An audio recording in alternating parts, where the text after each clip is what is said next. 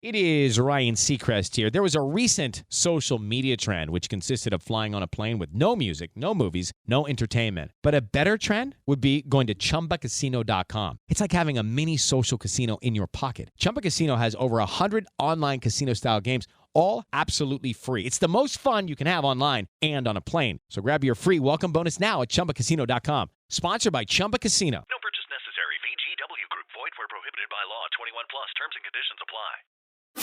The following podcast is brought to you exclusively by the Rad Rob Radio Network.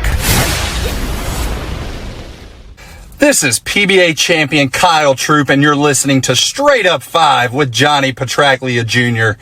As you know, JP Jr. used to be introduced as the sexiest man in bowling, and now the world. But he doesn't have the best hair in the world. I do. Sorry, bud, but you know the deal. Pick it out. Fear the fro, baby. Welcome to Straight Up 5 with Johnny Petraglia Jr. A hard-hitting, in-depth, cutting-edge look into the world of bowling. This podcast will not only cover all things bowling, but will also give you a raw look into real-life issues. You'll get unfettered access into the mind of one of the most gifted bowlers of this or any other generation.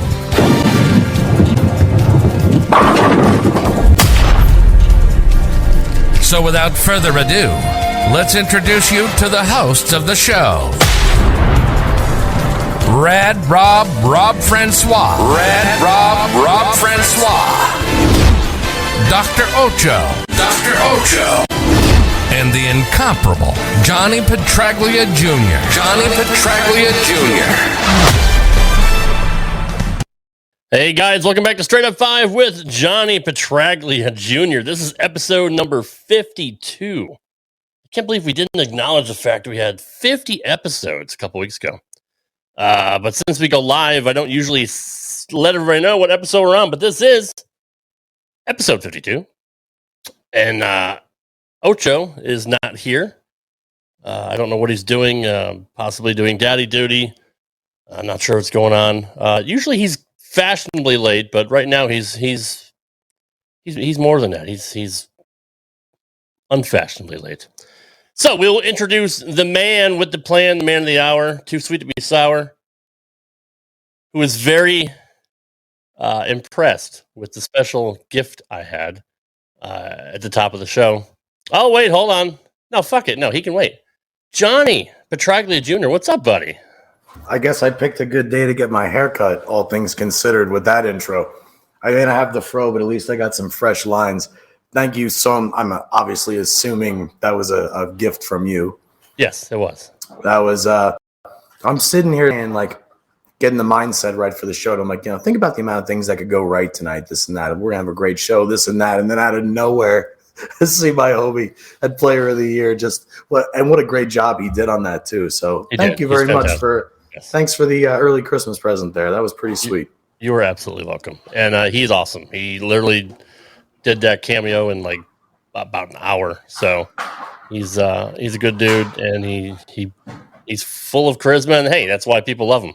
Absolutely right. I knew you'd love that. I waited for 2 days. I didn't want to tell you about it. I'm like, God, I just can't wait to show it to him. But it was good stuff. I can't believe you kept your mouth shut about it. And what a great job he did in it too. Yes. I mean, that was really, really good. That pumped me up. It was really good. I wrote the script for it, and he read it verbatim, and yeah, he knocked it out of the park. So that's good stuff. How you doing this evening, Bill? Hope all is well. I told Susie I'd call her back 2 hours ago. She's probably still waiting. So thanks for showing up and reminding me that I forgot to call Susie back again. So I guess we can introduce our other co-host here, since he's finally here sitting in the green room in timeout right now. He's being scolded. We should just start the show and just pump him in. Wait a minute. What? Did he know? No. Because if he didn't see the intro, he still doesn't know. He does not know anything about it. Excellent. Yes. That's great. I don't think he deserves to see it, honestly. He can wait till next week. Or he can watch the replay like everybody else. Joining us is the third man of the team. Hey, Dave Pico. What's going on, buddy? Hey, Dave. I've I've made an executive decision to at least try and throw a bowling ball this week, or I'm sorry, not this week, at the end of next week, not on a league night. I think there's really only 2, possibly 3 more weeks of bowling on Tuesday before the holiday break, which is an extra 2 weeks off. So I'll go test the waters just to see. But right now, the biggest problem is there's no more pain, but the extreme discomfort and achiness because the nerves are still trying to repair themselves. It's very hard for me to get into my pivot step, and the trouble leg is the left leg. And using any kind of force to project myself forward into my slide, even screwing around the house is like really, really difficult. Yeah, Suze, I already apologized. If you'd have come to the show earlier, you would have seen our special guest intro, and you would have seen that I already apologized. So you're just about 5 minutes too late. So I'm sorry again, publicly. See how quick she was? I tried to beat her to the punch, and I barely did it. I barely did it. So but at least now Susie knows that I got a haircut because I did tell her I would talk to her after my haircut. So. It is a sweet haircut, though. I will give you props for that. So let everybody know what's kind of been going on since last week as far as your back injury, and what have you done to kind of get around and get limber again? Nothing. My like I said, my epidural is not scheduled until the end of December, till after Christmas. And in the meantime, everything is just kind of, I'm taking it as easy as humanly possible. So that's really that's it. I'm trying to get out and do some things. Like I went out with a good friend, Greg, and his mother to dinner last night in Rochelle. So that was awesome. I've been getting out of that. I drove myself to go get my haircut. So I'm starting to do normal things. I went to watch one day of the whatever tournament was at South Point that I went to watch. The Southern Nevada Masters. But other than those 3 things, not really much. Dan, good to see you. I appreciate that. Kev, good to see you as well. Susie, I know I'm fired. I appreciate it. Yeah. And meanwhile, I wanted my friggin' window, my automatic window in my driver's side. I went to roll it down to have a smoke on the way home, and the window just fell into the door, just fell off. So had to handle that once I got home. So that's another reason why I didn't get back to you. I mean, anyway. That's a good reason, right? Yeah. But all in all, when it's all said and done, I'm in no pain, and it's just I could tell the nerves are healing in a way I've never experienced before. Everything just feels a little twisted in there still. So the main weakness is between the knee and the foot, but overall everything's right on pace as it's good. Ocho left, so it's just you and me, buddy. No way he left. I mean, we did leave him there for approximately 10 minutes. It's true, but he deserved it, right? I mean, that's all I don't necessarily think that. I mean, I think we should make sure he's okay. Has he come back? No, I'll text him. Please come back. I just messaged him too. We love you. Right. So anyway, we can, if you want, I want to say one thing, considering we were talking about league and when I'm coming back, I want to give a shout out to 2 people. Dave Rosenbaum, an active listener to our show, and also my league teammate on Tuesday nights. Had the luxury of bowling against one of our previous guests on this show, George Gohagan, last night. So at approximately 10:15 or so p.m., right after league gets done, I got a message from Dave that says, only won 1 point tonight. And he sent me a picture of his score sheet, and he bowled 240, 240, and 300 the last game for 781. Wow. And he only sends me a picture of our team's score sheet. And then I go, well, dude, not for nothing, you average 260 tonight, whether you win 1 point or 4. If you average 260 every single night, you're going to win over 75% of your points anyway. Don't let it get to you. I'm saying all this shit. And then he puts up a picture of the whole score sheet. And who did he bowl against? George Gohagan. Nice. That's awesome. Yeah, GG3 is awesome, dude. We got to get him back on the show for sure. Speaking of which. Absolutely. We need to get Marshall Kent back because, goddamn, he was fun to talk to. Super cool dude. Yeah, it's hunting season for Marshall. Marshall's in Montana. Then so he's kind of a hard guy to reach right now, which is understandably so. But he's doing well, and he looks great. Everything's good. And I'm sure everybody's kind of curious what he's going to make decision-wise as far as the next ball company goes with now that Big Bowling is no more. I wasn't aware of that. I'm sure that'll be. Did they? When did they announce that? Yeah, I'm not sure exactly what happened. I wasn't sure if they just didn't pay the product registration fee or if they no longer are producing bowling balls. I think it's the first one. I think that the PBA certification fee. Susie wants to be a guest on the show one day, but I think that would be fine. We can plan that, but I have to have a list of questions prepared for her. Yes, for sure. Oh, she wrote it on my phone too. You see it? I didn't even read it there either. Well, anyway, whether Ocho's coming or not, I think we should at least dive into one of the first topics, which I did minimal research on per what you sent me, but I did scout it out a little bit. So why don't we talk about this year's PBA Hall of Fame induction class? Let's start there. Yes, we're going to cover the PBA Hall of Fame class 2023 and the USBC. I was actually kind of shocked at the PBA Hall of Fame, especially when it comes to one of the guys, which I would have assumed was in years ago, but apparently not. Pete McCordick, the guy who threw 300 on ABC, the Professional Bowlers Tour on ABC, was not in the Hall of Fame yet, and he's been around a long time. What were the reasons in your eyes why he was never voted in early, and why he's getting it so late in his career? Truthfully, because based off Hall of Fame credentials, I don't think that Pete McCordick has them. I was always under the impression, I'm scrolling through here to make sure that I don't have his stats wrong because I don't want to give false information. Let's see here. See, even the little tidbit that they wrote on the PBA, they don't specify the amount of titles he won, but I'm almost 1,000% sure that Pete's not a 10-time titleist. So actually, he based won off two PBA titles? Yeah. Okay. So if the PBA votes people in for other avenues other than performance on the lanes, if they do it for, say, coaching, if they do it for meritorious service to the PBA, sports writing, some things like, for instance, Chuck Pisano is a PBA Hall of Fame member for sports writing. Yep. I don't want to take away from, somebody who's produced so many fond memories in the sport. I've known of and watched Pete McCordick bowl for my entire life. And me too. He has certainly got one of the most memorable televised 300s ever. Yep. Who can forget that lacquer surface and that shiny black rubber ball going down there?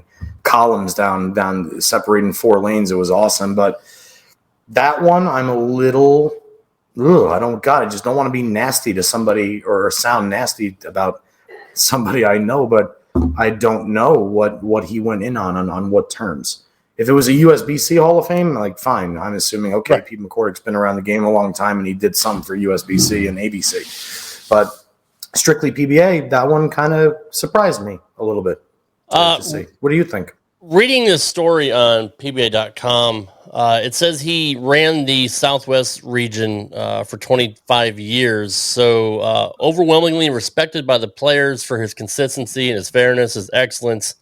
He'll enter the Hall of Fame for his meritorious service to the game. So, hey, either way. Okay, well, there's your answer. Yeah, either way, getting in is a huge honor, and why he hasn't bowled on the tour for many years. He was at least involved with the PBA for the last 25 years, running the Southwest region. So that's cool. So, and look, I met him at Bradley Bowl.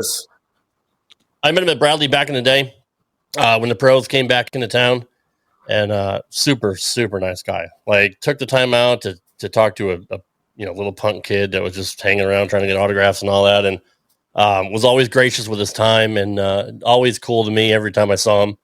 So I'm actually happy for him to go in. Hello, Nicole Neff. Ocho was here. I don't know if he's coming back. His feelings are kind of hurt because he was late, and it's pretty safe to say that if Ocho isn't here, he's catering to something that needs catered to, and he'll be here as soon as he can.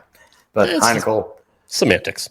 I'm glad you mentioned that it was meritorious service because 25 years. What's up, Tim? How you doing, bro? It's great to see you still whacking him everywhere you go, dude. Hey, Tim. God, I remember caddying with Tim when we were like 10 years old, dude. It was so great. Anyway, what I was saying was, what the hell was I just saying? God, what was I talking about? This always happens. Pete McCormick? Yeah, I mean, if you operate an entire PBA region for 25 years, and obviously Pete's respected by everybody he's ever come in contact with, that, and same goes for his brother. 100% he's supposed to be in the Hall of Fame for that.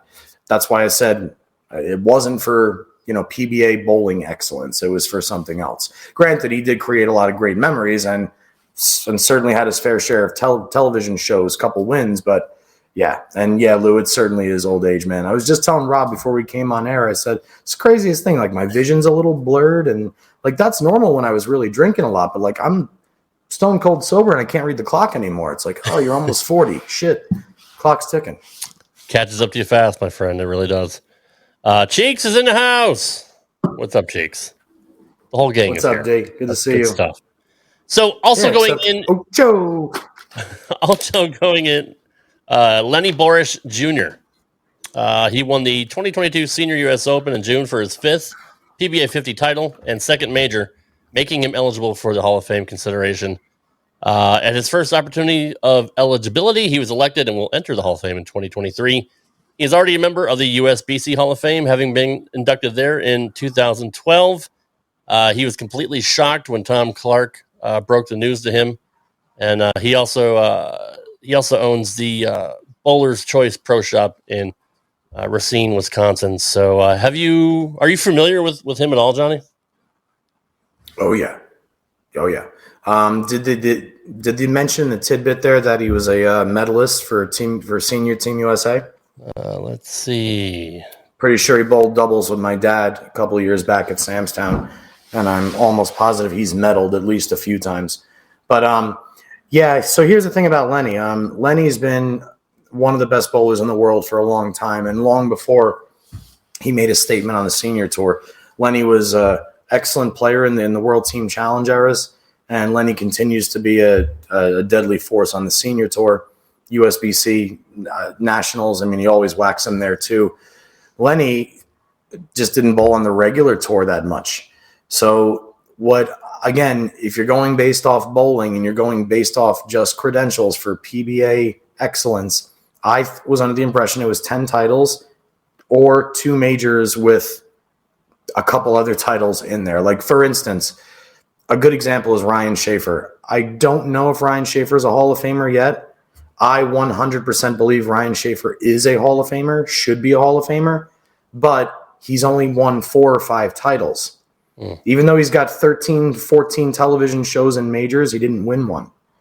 So by the book, Ryan Schaefer is not supposed to be in the Hall of Fame for bowling achievements. But how the hell could you not have Ryan Schaefer in the Hall of Fame type thing, right? That's how I feel about Lenny, because he won a senior major. Awesome feat, especially now because the senior tour is just as crazy good as the regular tour. Yeah. And all of the other stuff. But he's only won 5 titles on the senior tour. He's won a couple medals, which for Team USA, which I don't think necessarily include in the credentials to make somebody a Hall of Fame member. Right. So I think in Lenny's response and saying that he's completely shocked, he always figured he'd get there eventually. I believe that, because I believe that Lenny thinks he's going to win at least 5 more titles on the senior tour, and then he's a guaranteed lock for first in ballot. Yeah. But so I certainly think that he was surprised. To answer this question, I'm going to try and throw a bowling ball sometime next week, and if that goes way better than I plan, I will try and get back to my team at least once before they cut to the Christmas and New Year's break. And if none of that goes well, I'll probably just come after the first of the year, our first week back. The third member going into the class of 2023, Fred Borden. Let's see. Coach, teacher, proprietor, and author. Fred Borden's impact on the PBA began at the very beginning. When Eddie Elias announced the formation of the PBA back in 1958, 17-year-old Borden was a resident of Akron, Ohio. He fast-tracked his devotion to bowling. When he was 15, he made up his mind that he wanted to own a bowling center or 2. But he knew he wasn't going to bowl professionally. His junior coach had the older kids coach the younger kids, and one of the kids that he coached bowled the 300 games. So he always respected coaches and respected the game. His credentials are pretty outstanding. I mean, the work he did with the PBA and his players since the 60s is unmatched. I mean, the art of coaching is something that he mastered, and the PBA was proud to recognize that skill and how important and influential he's been to the game. He's been a member of the USBC Hall of Fame since 2002. He owns 5 patents in the world of bowling. He's a former head coach of Team USA. He was instrumental in creating the USBC Bowling Coaches Certification Program and spent time as a color analyst with the PWBA. And he just has a lifetime passion for the sport. So good on Fred Borden for getting elected to the Hall of Fame. That was a longer list than Apollo Creed's nicknames. No kidding, right? Before we get your reaction to that, I do have to bring in the most valued member of our team. Absolutely. He is back here. He's donning his favorite gold mask. Probably going to be a little hot at me for not letting him in the room. But let's introduce the one, the only, the biggest guns in bowling, Dr. Ocho. Good evening, sir. Listen, you mute. You freaking mutt. You mutant, freaking four-eyed, Popeyes eating, COVID having, sloppy ass, caloric intaking son of a bee sting. I was so mad. I had to I had to put my mask in the dryer, and I don't take my mask off. So that's what took so long. You don't send me the link, and then you get sore at me, making me like I'm the chucklehead when you're the no freaking neck, yet you have a neck beard. How do you have a neck beard and no neck at the same time? Somebody please explain that by the laws of anatomy, space, and time. How does that happen? Why have you not invented the vaccine for COVID yet? You've had it 48 freaking times. I feel sick. I think I got it now. I got it just from being here. All right, I'm out. Now, did you like my cameo in the beginning that I did for you guys? I did a whole cameo. I think I heard you guys talking about it.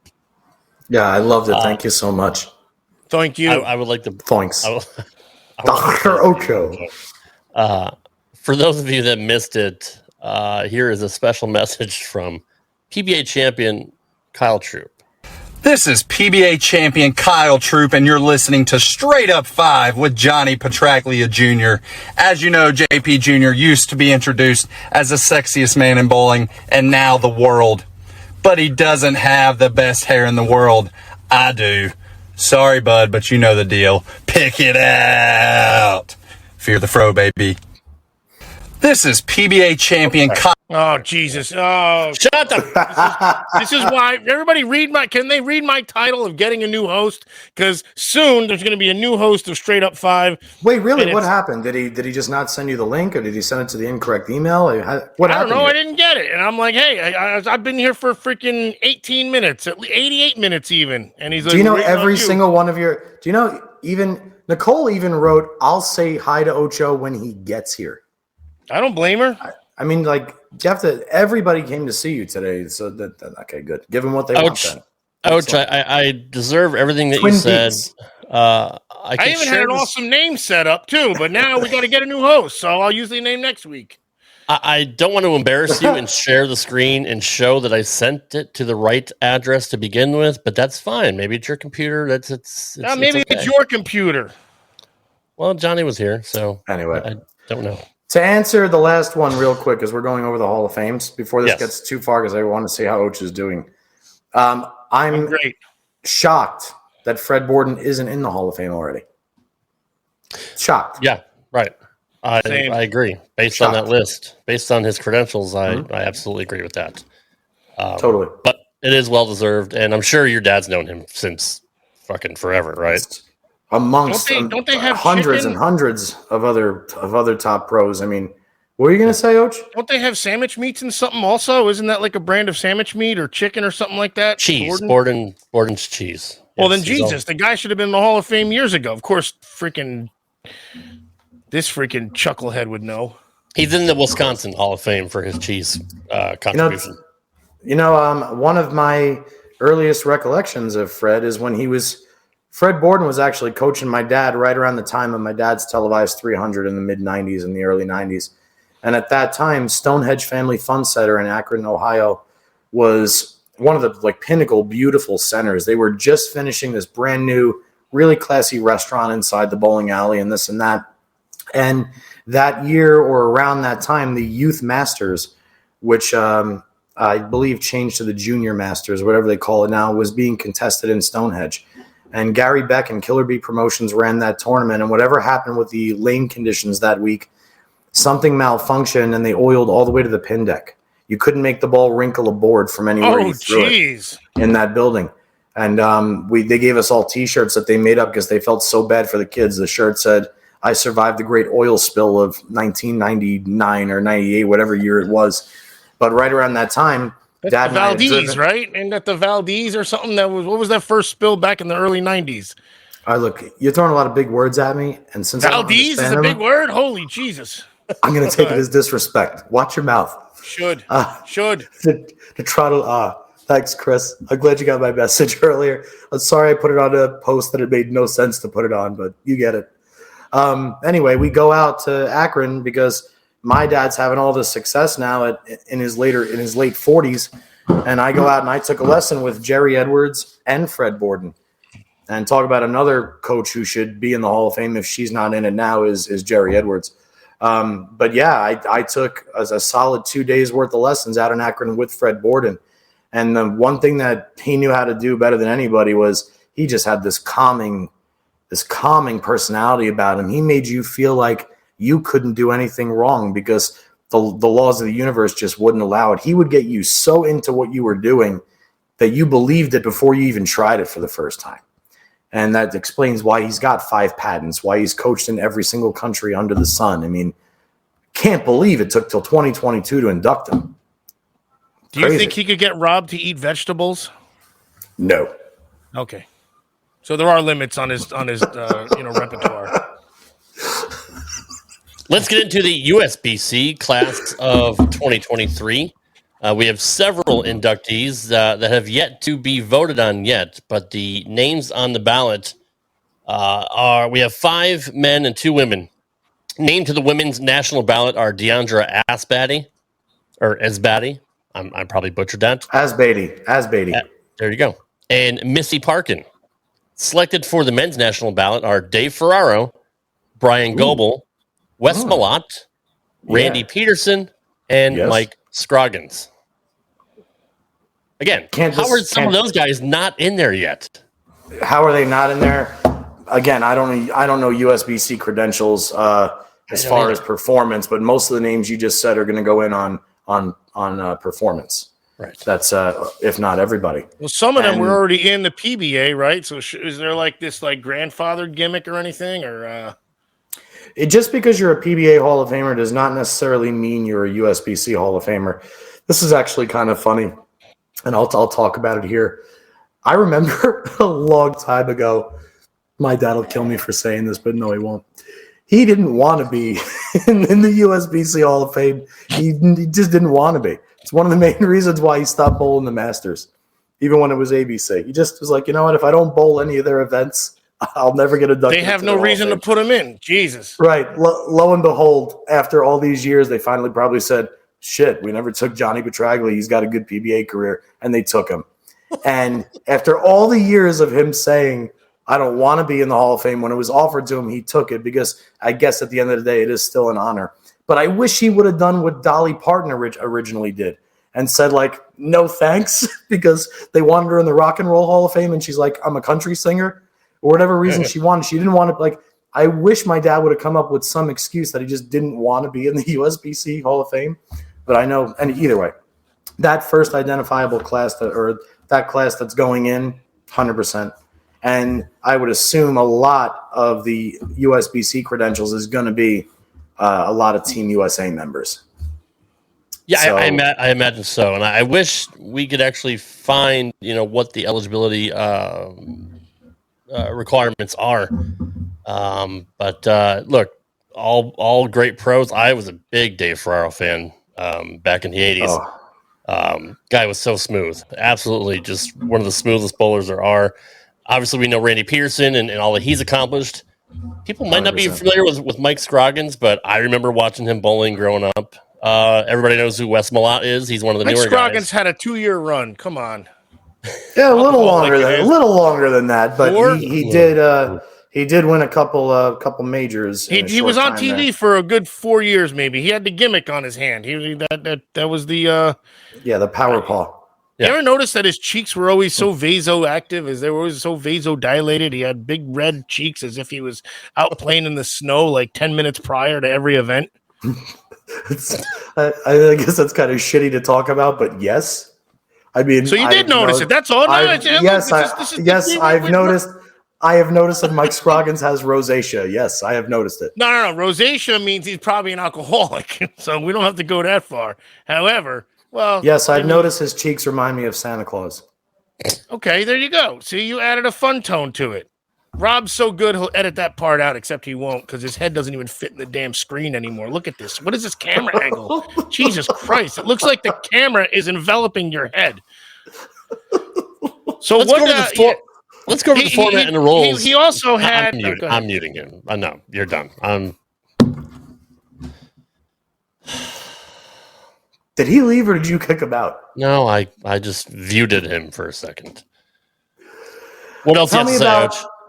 Yeah, Noach. No, Ocho had something he wanted to follow up on. So let's. What do you got, Och? Yeah, you're Ocho, right? Nothing. I don't know what's up with my camera. I think I ultra zoomed it for Christ's sakes, but yes. No, that's smart. It's okay, Rob. We forgive you. Yeah, if you guys all just get closer, it won't look that bad. Let's go over the format and the rules of the new PBA LBC National Championships that will be next summer, headed to the greater Milwaukee area. And I always butcher this fucking name of the bowling center. Johnny, what's the Bolero in the Milwaukee area called? Wauwatosa. Wauwatosa. Sounds like Wawa. Go Excuse to me, those Rob? Yeah. Excuse me. What does LBC, PBA National Championship, what does LBC mean?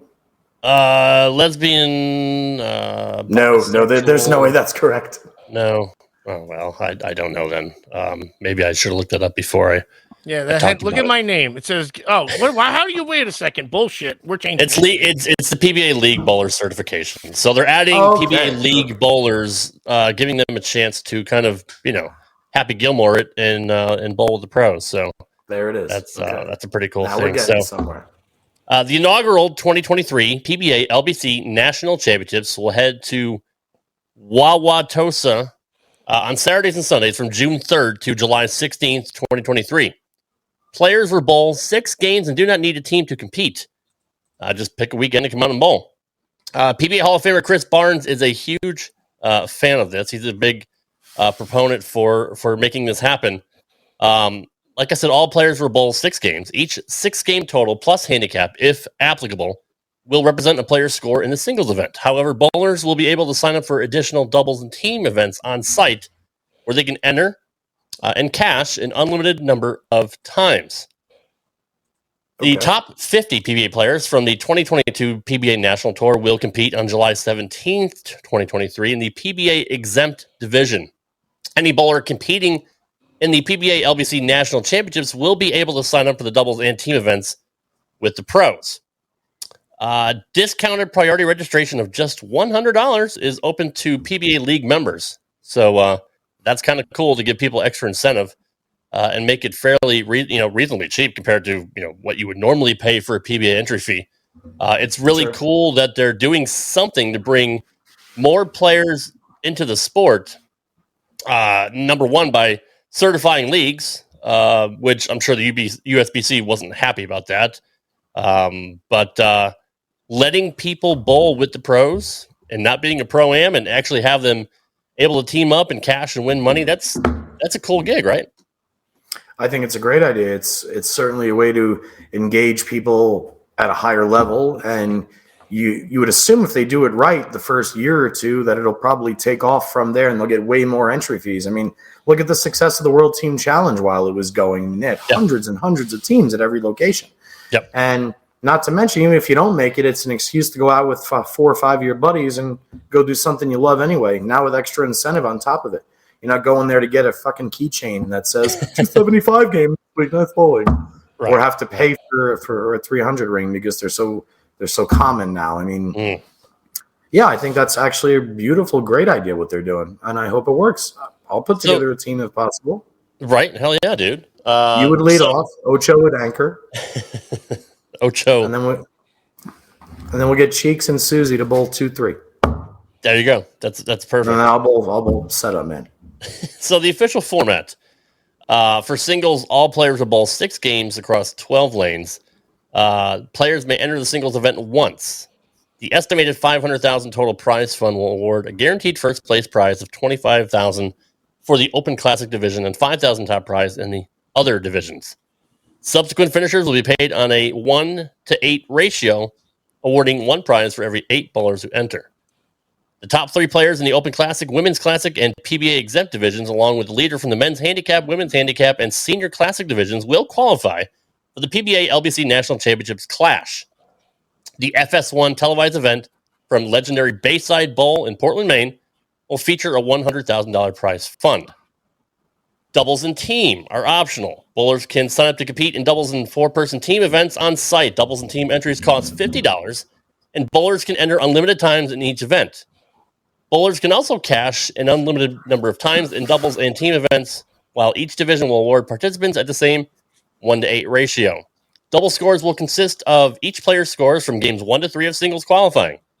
Team scores will consist of each player's scores from games 4 to 6 of singles qualifying. Bowlers may only select doubles partners or team members who have not yet bowled. Youth participants are not eligible for the doubles and team events. Rules, and this is kind of interesting, and I want your thoughts on this, Johnny. Wait, what? You're still talking? Seriously?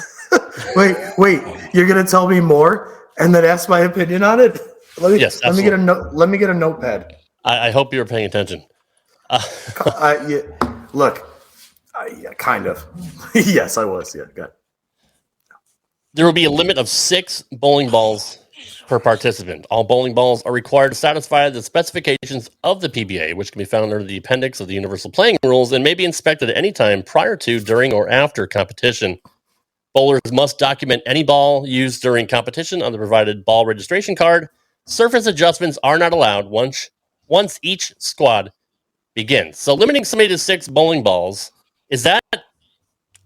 Jesus Christ, Ocho. This is not a foot fetish OnlyFans show.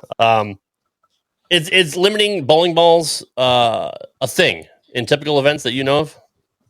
Sometimes, yeah. And if you're going to have that many, first off, if you're going to have that many people in a bowling center at one time, you don't have the room for everybody to bring in 12 bowling balls, especially if they have to store them in any on-site storage or paddock area.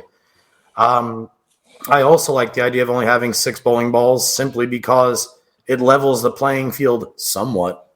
Right. You know, because if you assume every single bowler that's there has at least 1 urethane ball, and 1 plastic ball, you really only have 4 to choose from. So selection is key.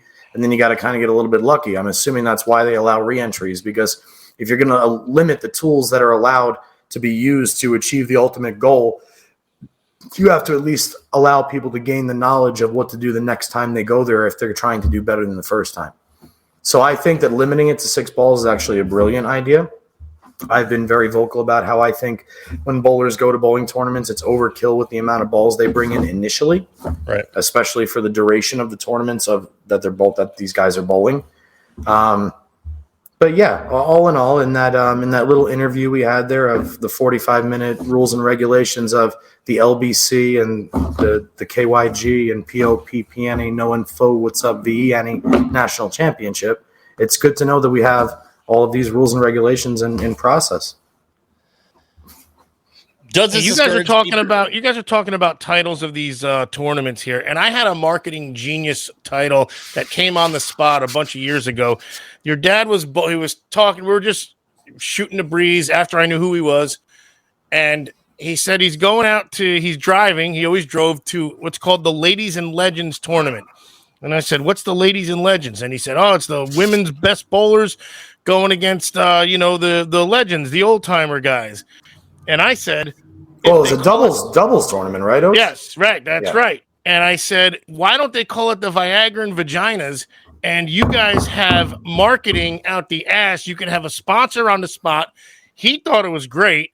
And I don't know, it fell on deaf ears, I guess I'd say. But amongst the group, it was called the Viagra and Vaginas amongst us until I guess it faded off in the mid 15s or maybe like 2010-ish, 11-ish. Who knows? Do you know when the Viagra Vaginas tournament stopped? You know, ironically, when I was a guest on Mike's show last night, we were talking about the Hall of Fame induction for the first college class, and one of my lady picks was Olivia Sanham.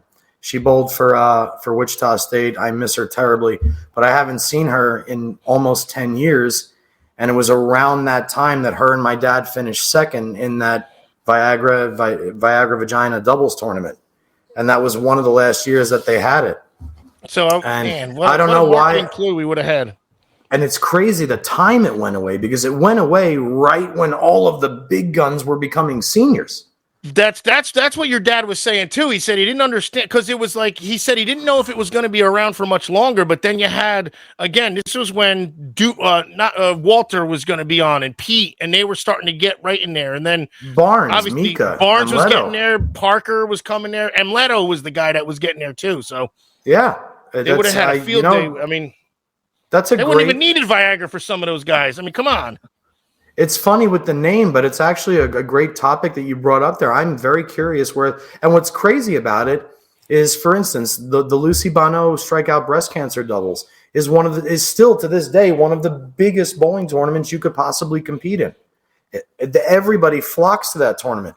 So it's crazy to me that the senior tour, first off, 50 is the new 30, at least the way they throw the bowling ball, and for starters. And number two, God, the talent pool between the women and the seniors alone that'd be more enjoyable than watching the pro tour right now.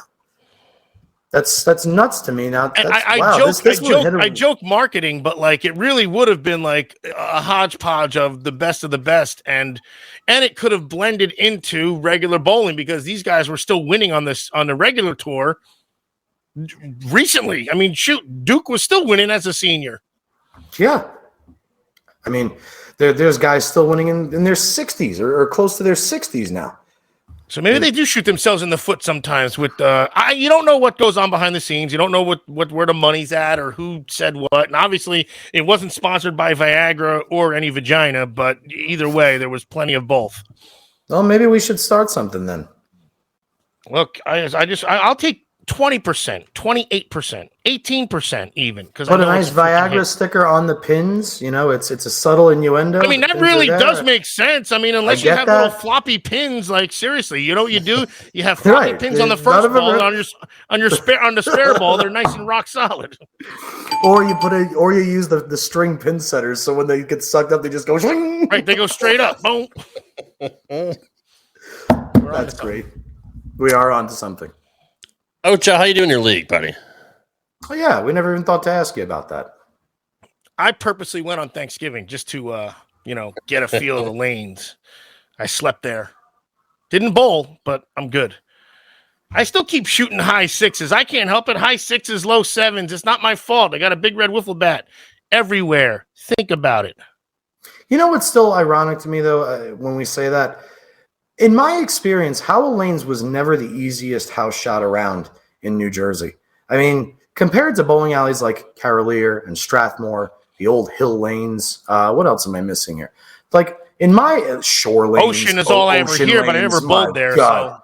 Like, you just, anywhere, it doesn't matter. In Howell Lanes, sometimes they hook out of the building, sometimes they're juiced to the wazoo, but one thing Howell Lanes has, to me, that is just atrocious, is the pin decks.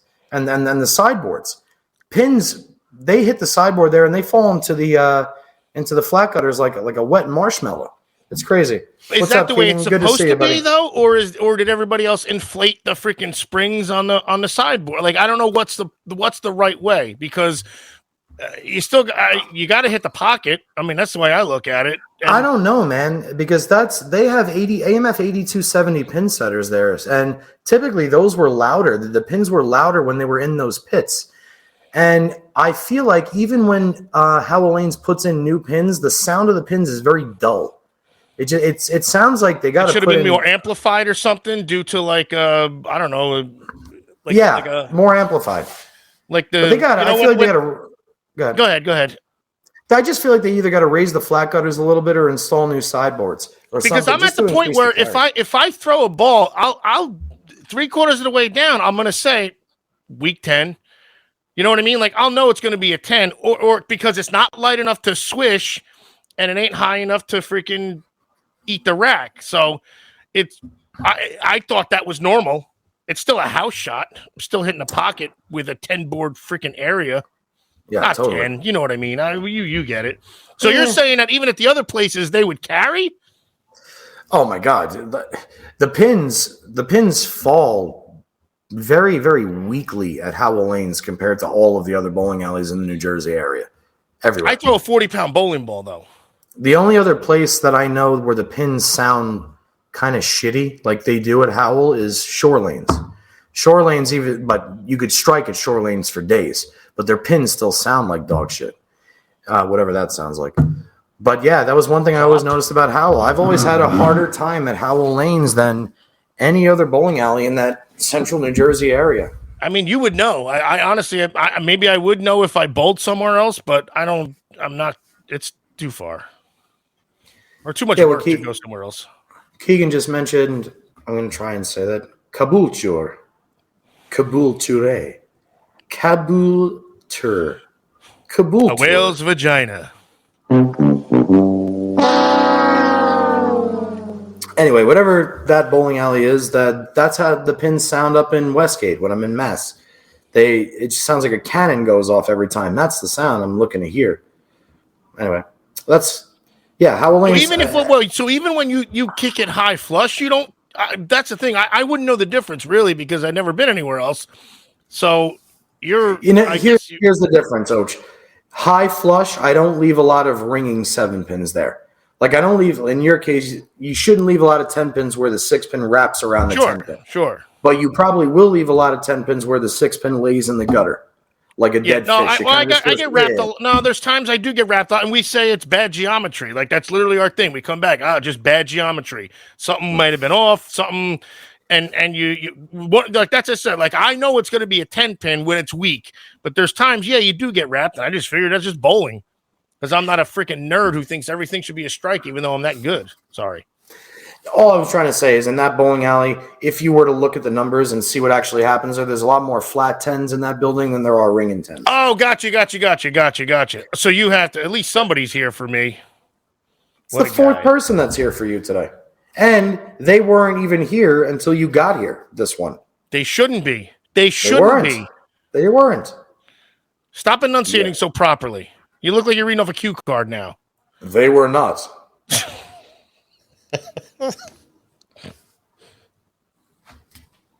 This is my voice. You know how hard it is to put this thing in the freaking dryer when you're wearing it? I mean, does it get... Do you just leave it on regular temperature, or do you turn it on warm a little bit while you're I don't fit that well in there, so that's why I was so late. I was so sweaty. I had to put it on delicate, because look at me. I'm kind of fragile. And I did a dry spin, like a little, the air fluff kind of thing, because I figured I'd get a little more puffed with the air fluff. Well, you are puffed. I mean, you're more puffed than normal, which is crazy to me. You figure you're raising a child now. You may not have enough time to go take care of Flotsam and Jetsam. I did 2 Gabriella curls today. That's all it was, and they were doubles. So like they were hammer strength. So it was all bite. It was all forearmness. Fucking. I told Rad Rob before he came on the show. I said. Oh, you mean before he wouldn't let me on the show? Yes. Because you didn't send me the link?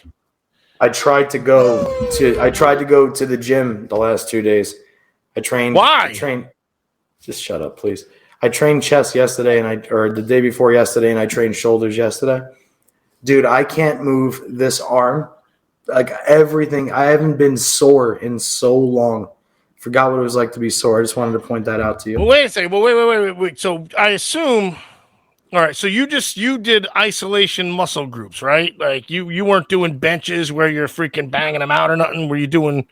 I adjusted the weight accordingly. I typically every time I weight lift, I do a body part a day, and I do high volume, high intensity training. So I'm anywhere from 3 to 4 sets per exercise with 6 to 7 different motions. So I'm anywhere between 20 to 25 sets on every body part. And you did a full? I did, let's see. On chest day, I did 6 motions, 3 sets each for 18 sets with a partner. I brought a and I never ever bring a workout partner. Oh, that's actually, I mean, that's 18 is probably the most I ever freaking do normally. You sit on a throne of lies. I agree with that. But you were. And then on shoulders yesterday, I was starting to get fatigued pretty early.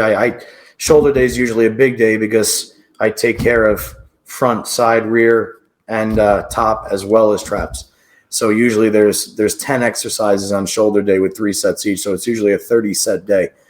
And yesterday I was able to do 2 pressing motions, 2 side motions, 2 front delt motions, 1 rear delt, and then skipped traps yesterday because basically, well, yeah, because that's compression. But you're right now your rear delt, unless like if you did the reverse pec deck machine, that's probably the only one that you were stable where you weren't going to hurt yourself. Everything else you had. Ironically, you know what I tried. Ironically, that you said that is I sat on a bench, a standard bench, and I put the dumbbells under the and crease leaned of my over legs and leaned over. Because again, my back is not the issue. It's the leg. I know the back is the issue. But you leaning over was also your freaking detriment too. So I'm just saying. I know it. It's your body, and you know it better than I do. I know the anatomy better. You know your body better. No, you're right though. Over was literally your kryptonite. Well, so far so good. Like I said, I'm just in actual sore pain. And I know that's where it was going, but I'm also going to jump on the other part. Now that I know I'm capable of doing it, I'm really, really going to take it easy. I was just worried that I was going to go in there and try one set. And then you were going to walk out going, oh my God, I fucked everything up again. For another month and a half minimum. Yes, exactly. So I'm happy that that's gone, you know. It's about time for here. Sorry. The wings. The wings. The peaks. What are they named again, Ocho? Nothing. You don't worry about nothing, buddy. You don't worry about shit. You just Flotsam and Jetsam. Like, do what you're told. Flotsam and Jetsam popped me when you said that earlier. No, really, what are they? Was it Frankie and Harry or Harry and Sally? Let Johnny talk, man. It's his show. No, I think you have Jack Johnson and Tom O'Leary right there. So we talked about the Hall of Fame and everything. I missed it. Damn. We got everything. Yeah. Those guys are well deserved. Well, now that we know, the one that I was really on the fence about was Pete McCordick. That's the only guy I knew of. What the hell, man? Because he bowled 300 on television. That's why. Damn right. No. He was the only one I was on the fence about because I didn't know what he was going in for. Because if it was sheer bowling, if it was excellence on the lanes, his numbers are not deserving of the Hall of Fame. But he went in for meritorious service for running one of the regions of the PBA regional program for 25 plus years. Oh, good for on him, top of his PBA accomplishments. So well deserved in the meritorious service category. And the other ones, but he also hit the 300 when there weren't. I'm not discounting a 300 nowadays because it's still hard, but you know, with the way these guys freaking let go of the ball, they've learned to open up the lanes now. I don't know if back in, 85 that he did it. I remember on Wide World of Sports only because I wasn't even watching bowling. I remember the dude's cheeks were shaking when he was up there for his last throw. And the ball moved about 2 boards and they were like, and it's hooking out of the house. And he freaking buried it. But there weren't, oh, shoot, the cops. Pizza's here. It was 1987 to be exact, but you're close, Coach. That's my gym partner. He's at the front door. No, it wasn't 87. He bowled a 300. There's no way. Yes, it was 1987. Right, Johnny? No way. I'll no way. Say it again. What? Pete McCordick's 300? 1987. Might have been 89. 85, I would bet. Wasn't 85? Are you sure? What's the date? It was 1987, I'm telling you. No way. No way. You want to put a wager on that there, Sparky? No, hang on. Will you hold on. Well, while you're doing that, and while Johnny's dogs are attacking his gym partner, I do want to again thank Kyle Troop for his timely work on that cameo. Real fun stuff. we may have more in the future. So stay tuned for that. I got a few It was surprises. televised in '87, but maybe they did a freaking tape delay of 2 years. Oh, for fuck's sake, Ocho. Sorry about my crazy dog, boys. She goes nuts when I breathe incorrectly. No, that's fair. That's what little dogs do, and they're annoying as shit, but they're so cute. And yeah. It's safe to say Stella has short guy syndrome. Stella! Oh, getting back to actual bowling, since this is what the show's about, and not just you guys running off at the yap about nonsense. All right, well, that wraps up for this week. What number 300 was that? Do we know? For who? On the Steve telly? McCordick? 4.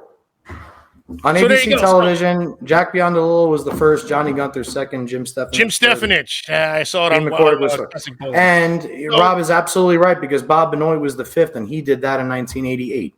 So it was 1987. And then Albee was 1993. My dad was 94. And no, I'm not looking at anything. That's just how fucked up my brain is. Yeah, Sure. I get you. What a loser. Next thing you know, you're going to know like sports scores or something like that, idiot. So then there's been a lot more lately, clearly, than there were. You know what I'm saying? Like there's been. Yeah, there's 28 now. It took 20 years to get to 10, or maybe 40 years to get to 10, and then it took 20 years to get to 48. You know what I'm saying? Correct. Chris Vi had 2, right? Chris Vi, Ryan Schaefer, Wes Malott, Sean Rash all have multiple televised 300s. Yeah. Wes Malott's second and Ryan Schaefer's second came in specialty events. Sean Rash bowled both of his in televised finals, as did not Chris Vi, Francois Lavoie. I thought Chris Vi had 2. Are you sure? I may be wrong. Uh-oh. I know Chris Vi has a televised 300, but I'm 100% Frankie Lavoie has 2. Okay, yeah. Speaking of which, I had a televised 300 today. No, you didn't. You didn't. Were you throwing a quantum bias pearl, Rob? No, he ate No. I took your 350 advice wings from at last Popeyes. week, and I drilled a Zen Master. My first 3 Ooh. games were 279, 290, and 300. So that's a great ball. I took your advice, and it was the first non-Brunswick family ball I've thrown.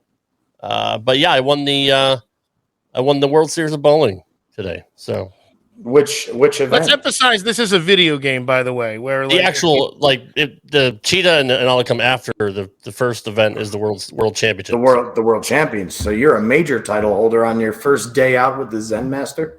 Yep, I have 19 majors and 41 titles overall. So how much grease do you think is on that controller? I was gonna say, how much time would it take to complete? How much time does it take to complete one tournament? With qualifying and match play and step ladder, it takes about 45 minutes. For one tournament? Okay, I feel better. Yeah. Because I feel like the old PBA in. games took like 3 hours per tournament. No, Like I'd have to gear up to bowl a tournament a week on Super Nintendo or whatever it was. No, you are right. One of them takes longer. I believe the regional is like 3 or 4 rounds of qualifying and then match play. And I want to say the U.S. Open may be longer qualifying too, but it's a fun game. I kick Belmo's ass regularly, as well as Marshall Kent. That's why I want to get him back in the show to tell him how much he sucks, and I whip his ass every time I bowl him. So. Yeah, but you might not catch him on the day he has his good BM that he goes freaking 480 over. That's true. I've never seen Marshall have a bad BM. What do you mean by Bad BM? BM? He talked about his bowel movements when he's on the show, and like when he takes a good dump, like he does really, really well. Remember, this is what we do on Straight Up 5. We're unfettered, never fettered, and we talk about even life's problems, like bowel movements. When you're at a tournament, it's 8 a.m., you got to freaking throw 8 games, but all of a sudden, oh, man, my gut is going. Now what do? You got your dude wipes in your bag, but you also already rosined up your hand, so now you got to go in and take care of business. And you got to feel so much better after that. And we touched on that. And these are the things we talk about on Straight Up. God, now I didn't see where you were going with it originally. I was saying you made it sound like Marshall might not be in a good mood when Rob says he kicks his ass in the game. And I'm like, you'd really have to piss Marshall off to put him in a bad mood. I didn't realize BM you were talking about. Oh, BM is bad mood? What time he shits throughout the day. But actually, now that I think about it, there's been a couple tournaments that I've started practice sessions that, oh my God, if I go to the bathroom now, not only am I going to miss the last 6 minutes of practice, the entire rest of the tournament's going to be in the fifth frame, and my guy's going to be like, where the fuck is Johnny? He's probably in the bar. You got Hurricane Katrina coming on, and really all you want to do is just, feel better. Right. Pretty much, yeah. This is reality, man. It is. It is. Do we have anything else as we wrap it up here? No, that was a good show. I'm going to apologize to Susie again for not calling her back. I got a real bad habit of doing it. She even posted a meme once that said, in New Jersey terms, when somebody says, let me call you back, it usually means, like, don't even bother expecting it. That's kind of what I did to her today. For no other reason other than I just got a little preoccupied in my brain, and I'm nuts.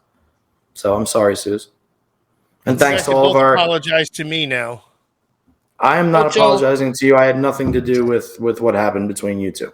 You didn't tell him to get me on here. You didn't really come to my defense there, pal. I thought we're freaking, when you go back and rewatch this show, which he won't, you're going to regret what you just said, because I said if anybody is missing this show for even a moment, there has to be a good reason. Oh, he did say that. Yes. Also, text messaged you to make sure you were okay. So, and I did too. Yeah, well, you guys there's a mutual hatred between you two. That's I didn't get anything for many years. I swear to God, I didn't get one thing from you. I'm not kidding. Butch Morano. Who? My buddy just called me. He just called me. Ocho, where are you? Ocho, you haven't been in the Facebook group, have you? Oh, wait, I wrote it on Messenger. That's why. See, I texted his personal phone. His burner phone, actually. Phone. But we have to give a special shout out to John Sperone, one of our regular listeners. John, I'm sorry if you don't want me announcing this, but I'm going to anyway. Facebook has better to ask for permission than ask for forgiveness than ask for permission. Always remember. Technically, yes. Facebook has me banned for another 10 days, but I tried to say hi on the show. I had any hopes that I'm feeling better. Thanks, John. Love you, bro. That's terrible. Why did Facebook ban this fella? Because he's real, probably. That's the problem. Hey, was Cheeks in here at all? Yes, she was. She was here to say hi. I told you missed everybody. She sent me a text. It's fine. You weren't here, so she left. So that shows how much respect she has for you. Yes, I am. When you are ready, Rob, to wrap it up. And per usual, guys, thanks for being here. Hit the like and subscribe button, please. It helps us out immensely. And always a pleasure spending an hour with you guys here weekly. Ocho, can you please tell me what your Twitter handle is, please? I don't have a twirtle handle. You I hate you. And happy Thanksgiving. At the Dr Ocho, at JPJR07, and at Rad Rob Gaming. We are all on Twitter. Follow us, interact with us whenever we're on. Flotsam and Jetsam are leaving the building. Jack Isn't it Johnson, amazing though? Like, he's got a dad bod, but he still has the biceps. So it's pretty impressive. He just has a mid 40s belly. Everything else is fine. The camera don't ever go below here, as you notice. Nothing else does either. So. Lately, he just keeps smiling. I can see him smiling through the eyes squint. Well, he's just holding it. What's up, Troy? Good to see you, dude. Troy, what's up, buddy? We're wrapping up. But you don't even know when I freeze or not. I had you guys fooled that I was frozen in time. Damn it! That you did. That was amazing. That was amazing. He is right about that. So. Everybody that hung out with us tonight, we appreciate you being here on YouTube and Johnny's. Love that chicken from Popeyes. Your life is spinning out of control. As we wrap up the show here with our theme song, we do appreciate everybody showing up here tonight on YouTube. Straight Up 5 with Johnny Petraglia Jr. If you are not subscribed, what are you waiting for? Please go to that channel and subscribe. Our archives are on there. And as well, if you want to listen to our audio podcast, which has every single of our 52 episodes. Well, once I upload this one, our 51 episodes are up right now.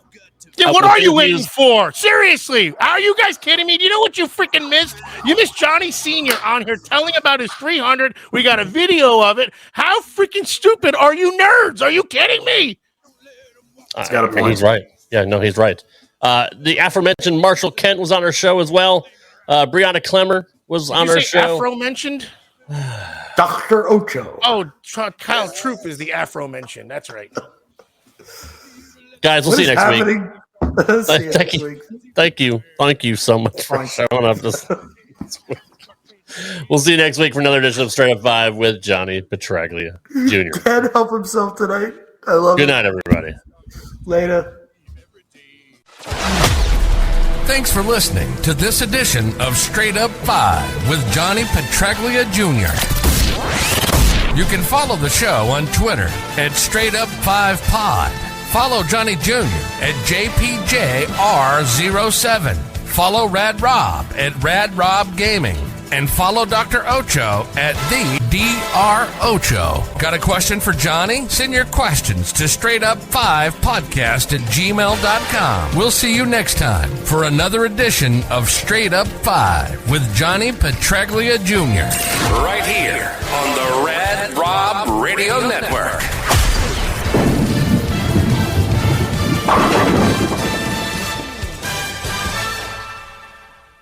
Hello, it is Ryan, and we could all use an extra bright spot in our day, couldn't we? Just to make up for things like sitting in traffic, doing the dishes, counting your steps, all the mundane stuff. That is why I'm such a big fan of Chumba Casino. Chumba Casino has all your favorite social casino-style games that you can play for free anytime, anywhere with daily bonuses. So sign up now at ChumbaCasino.com. That's ChumbaCasino.com. No purchase necessary. VGW Group. Void where prohibited by law. 21 plus. Terms and conditions apply.